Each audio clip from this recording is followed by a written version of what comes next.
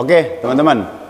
Di part sebelumnya kita udah bahas tentang review makanan dan segala macam yang enak-enak di 3 musim ini. Nah, kali ini saya masih didampingi sama Pak Ferry ya, mau ngulas dan ngobrol lebih dalam tentang 3 musim ini. Seperti apa? Makanya ikutin terus di Arken Channel, oke?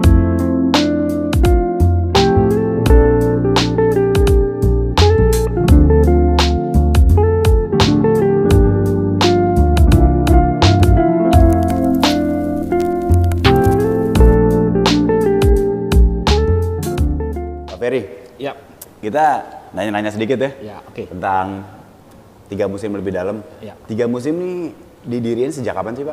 Dari kapan? 3 musim ini sebenarnya masih relatif baru banget. Jadi kita berdiri itu tanggal 1 Oktober kemarin, tahun 2021. 1 Oktober kemarin? Ya, oke. Cabang pertama kita ada di Gading Serpong. Gading Serpong? Oh ya, itu cabang pertama udah ada? Pertama, betul. Tapi namanya? Sama, 3 musim juga. 3 musim? Oh oke. Jadi untuk di sini baru 1 Oktober kemarin. 1 Oktober di sini, 8 Desember bukan. Oh, di sini 8 Desember. Nah, 1 Oktober tuh di sana ya? Betul. Oh, oke, ya. Itu ada cikal bakal dari sebelum-sebelumnya atau dari restoran-restoran sebelumnya? Jadi kita memang sebenarnya basicnya dari Super Suki. Super Suki. Nah, Super Suki itu sendiri sudah berdiri dari tahun 2014. 2014. Nah, ini adalah diversifikasi brand dari Super Suki ke 3 musim. Oh, gitu ya. Jadi Super Sukinya pun masih tetap berdiri ya? Masih sampai sekarang. Masih tetap berdiri. Oh, oke, ya. Terus kalau misalkan untuk apa tuh namanya?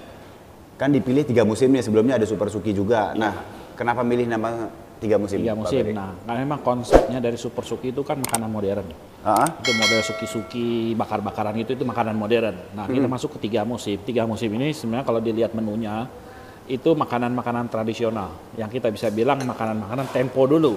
Oh, makanan tempo dulu. Oh, lebih ke tempo dulu ya. Nah, cuman kita kemas dengan cara modern. Hasilnya seperti yang tadi kita coba. Dengan teknik masak yang baru, dengan ingredient bumbu yang dimodernkan.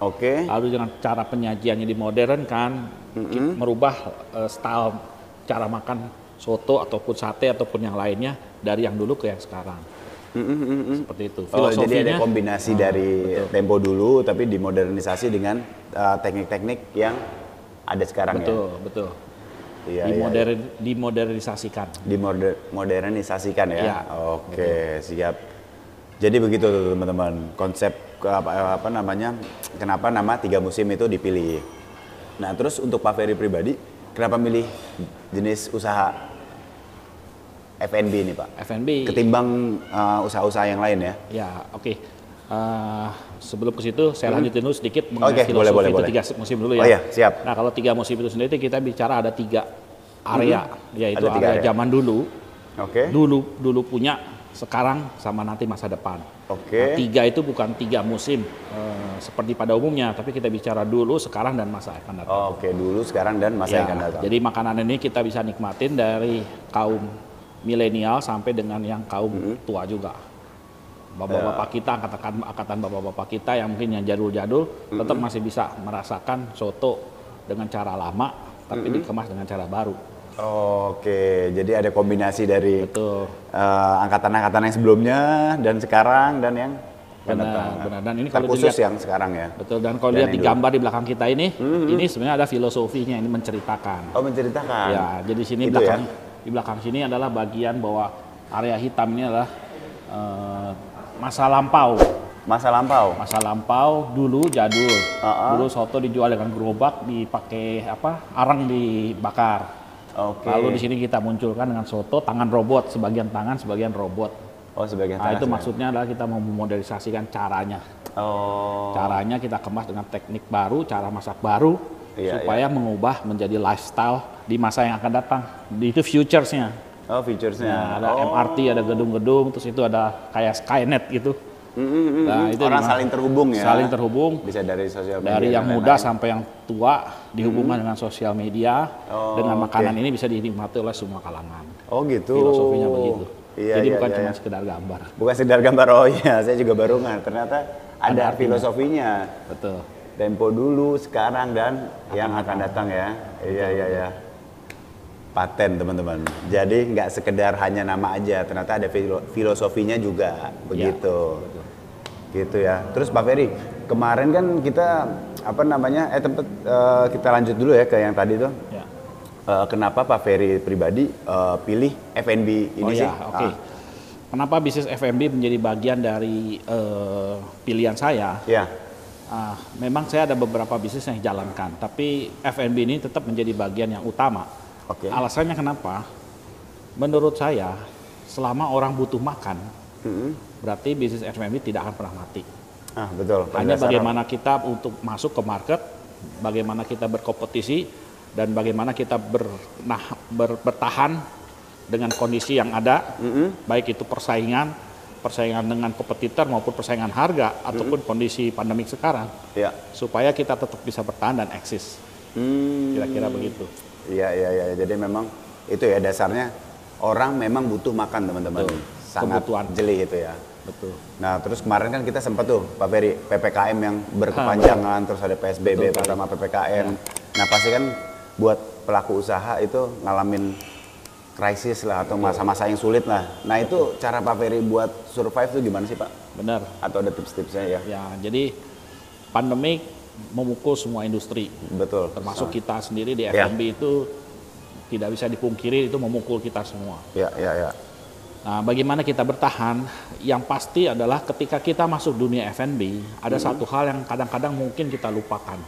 Mungkin kalau terutama untuk yang generasi milenial, memilih F&B itu untuk franchise atau apapun maunya yang viral.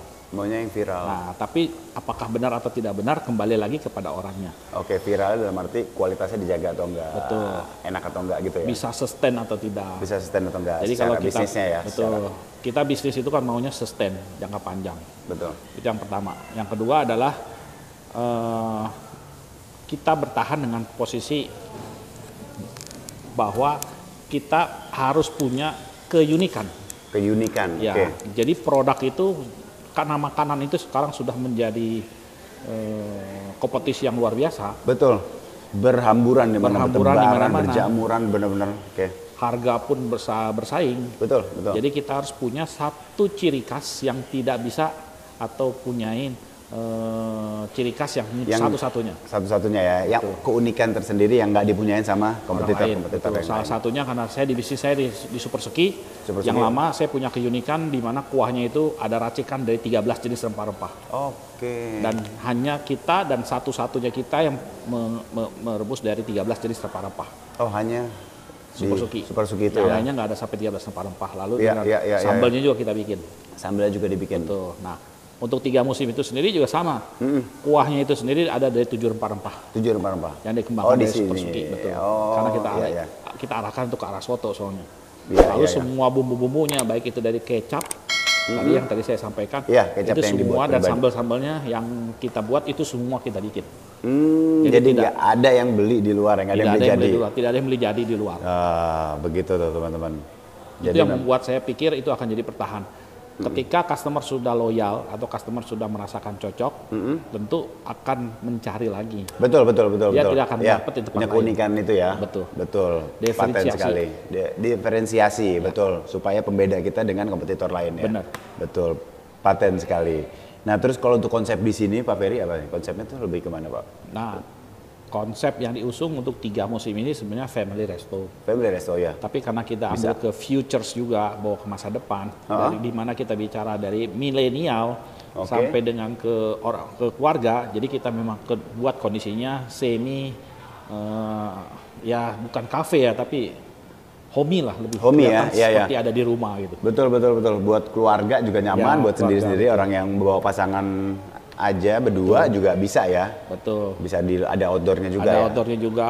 Jadi untuk kayak model kafe-kafe yang di luar, tapi sebenarnya bukan kafe, itu cuman untuk extension bagi orang yang memang mau ngerokok atau apa di luar. Betul. Lalu di dalam kita desain interiornya sedemikian mungkin seperti di rumah lah. Seperti di rumah. Oke, betul. Terlihat dari kenyamanan yang ada di sini. Iya. Favorit di sini apa sih Pak? Menu favorit di sini? Di sini menu favorit tetap kita akan mengusulkan soto yang kita memang. Soto ya, yang utama tuh ya. Sotonya teman-teman harus cobain. Yang kedua, selama kita berjualan, yang paling dipesan adalah sate domba. Sate domba itu yang utama ya? Tadi, karena nggak ada duanya juga, empuk dan tidak berlemak. Tidak berlemak, oke. Baunya juga nggak ada. Ya kan? Amisnya nggak ada, baunya nggak ada. Lalu yang berikutnya adalah soto tengkleng. Soto tengkleng. Tengkleng di sini juga beda ya, bukan beda. Tengkleng kambing ya? Bukan, iga domba. Iga domba, ya bukan pakai kambing, pakainya domba. Okay. Tengkleng, lalu untuk sate ayam sama sate tuna ya bersaing lah. Bersaing, ya. Terus yang favorit juga adalah sate tuna. Sate tuna, oke. Nggak pernah tahu. Berarti hampir semuanya ya favorit ya, berarti di sini ya? Bisa dibilang ya? Berarti pilihan. Top paling atasnya soto tetap ya, soto. Jadi buat yang kesini jangan lupa buat cobain soto dan yang utama itu ada daging domba, sate dombanya. Ya. Gitu. Dan sotonya dagingnya bukan direbus tapi kita panggang. Oke. Dipanggang. Iya. Bukan dibakar ya, bukan dipanggang dibakar. Bukan direbus. Ya. Oke, jadi beda ya, tetap terjaga apa tuh namanya juicy-nya tetap terjaga. Tetap dapet. Betul sekali. Dan harga di sini tuh kisaran berapa sih Pak Ferry? Di sini harga cukup bersaing ya. Cukup bersaing soto, ya. Satu porsi soto di mana rata-rata di umum sudah di atas 50 ribuan, di kita baru 48. Baru 48. Oke. Dan untuk catering, apakah bisa tuh catering atau orang mau pesan nih Pak Ferry, orang mau pesan buat ini nih buat acara gitu, apakah bisa? Bisa. Bisa ya? Sementara ini kita memang belum set menunya, belum set paketnya, tapi nanti kedepannya kita akan keluarkan untuk produk-produk catering yang kita support. Sementara ini kita arah kedua perkantoran sama untuk gathering. Oke. Jadi nanti kalau ada acara kantor, ada acara gathering, ya, dari menu yang ada di sini kita bisa support. Oke, jadi tetap bisa untuk perkantoran ya untuk saat ini. Ya. Dan jam operasional di sini mulai dari? Jam operasional di sini mulai dari jam 10 pagi sampai dengan jam 9 malam. 10 pagi sampai dengan jam 9 malam. Berlaku untuk weekdays dan weekend ya? Betul. Oke. Siap kalau gitu. Berarti udah lugas tadi semuanya tuh, mulai dari filosofinya, terus konsepnya, terus ide-idenya, lengkap semuanya. Nah, buat yang terakhir nih penutup Pak Ferry. Dari semua itu kan bisa kita rangkum oke lah ya. Oke, pokoknya konsep di sini ya. Maksudnya dari yang Pak Ferry sajikan. Nah, boleh nggak sih Pak Ferry kasih tips nih ke teman-teman yang pengen mulai buat bisnis atau tips-tips buat pebisnis pemula supaya survive tuh gimana sih? Kan kadang gini, kadang ada yang bilang, saat bisnis lagi down banget, apakah harus beralih ke bisnis yang lain gitu loh? Ya. Atau tetap struggling, tetap usahain bisnis itu sampai bisa naik lagi gitu loh? Betul, oke. Ini tips mungkin juga buat pemuda, juga untuk yang kita sendiri juga sebagai pelaku juga. Betul. Untuk selalu merimain bahwa ketika kita menjalankan satu bisnis, pertanyaan pertama yang harus kita jawab adalah apakah bisnis ini memang sesuai hatinya? Hati kita ya, passion ya, berarti bisa bilang passion ya. Passion. Jadi kita ya. Kalau bisnis itu sudah sesuai dengan passionnya, meskipun ada terpaan, ada halangan, ada guncangan, apapun itu, hati ini selalu akan berusaha untuk bangkit. Oke. Itu yang pertama. Yang kedua, jangan pernah takut untuk memulai. Jangan takut untuk memulai. Ya, karena kalau takut memulai berarti 100% gagal. Iya, itu udah menyerah sebelum berjuang ya. Ya, artinya kalau kita memulai setidak-tidaknya 50-50 kita bisa berhasil. Betul. Yang ketiga, yang selalu ditawarkan banyak umumnya adalah bagaimana kita memilih bisnis. Bagaimana memilih bisnis, oke? Karena tipe bisnis di luar sini banyak. Betul, banyak berhamburan ya. Betul, seperti yang tadi saya sampaikan. Ada yang mau viral, ada yang mau instan, betul. Ada yang mau sustain, ada yang mau high profit margin, tergantung kemana kita mau mengejar arahnya. Apapun yang dikejar, tetap kita harus bisa berpikir bagaimana satu kesalahan yang selalu kita lakukan bagi pebisnis F&B, kita umumnya selalu ngejar sales. Betul. Memang sih. Mengutamakan itu dengan mengesampingkan yang lain ya. Betul, kita selalu mengutamakan sales tinggi, tapi kita ada hal yang kadang-kadang kita lupakan di bagaimana kita mengatur stok di manajemen stoknya itu sendiri. Manajemen stok. Karena terbukti pada saat pandemik begini dengan pengaturan stok yang baik itu justru bisa membantu lebih bertahan. Oh, oke. Balik ke masalah manajemen ya, manajemen stok itu. Manajemen stok itu sendiri. Karena dari teman-teman saya cerita banyak yang down itu karena manajemen stoknya itu over. Karena sales kan pasti turun. Iya, betul. Sedangkan stok yang dia punya, stoknya nggak bisa kontrol, akibatnya cash flow yang keluar banyak. Betul banget. Daya tahannya berkurang. Iya, betul. Jadi untuk napas berikutnya tuh udah susah ya. Betul. Gitu teman-teman. Jadi 3 yang utama itu mulai dari tadi bisnis sesuai passion kita, terus yang kedua itu jangan menyerah sebelum berjuang, dan yang ketiga itu manajemen stok. Gitu teman-teman. Oke? Kalau gitu, terima kasih banyak Pak Ferry atas waktunya, udah sharing-sharing sama teman-teman Arken. Kalau gitu, jangan lupa teman-teman Arken buat diklik tombol like-nya, terus di-share, komen, dan subscribe. Kepoin terus ya, dan jangan lupa buat kepoin juga di 3 musim, oke? Terima kasih. Pak Ferry, Arken Channel ya. Oke, Arken Channel. Arken Channel, ya, see you.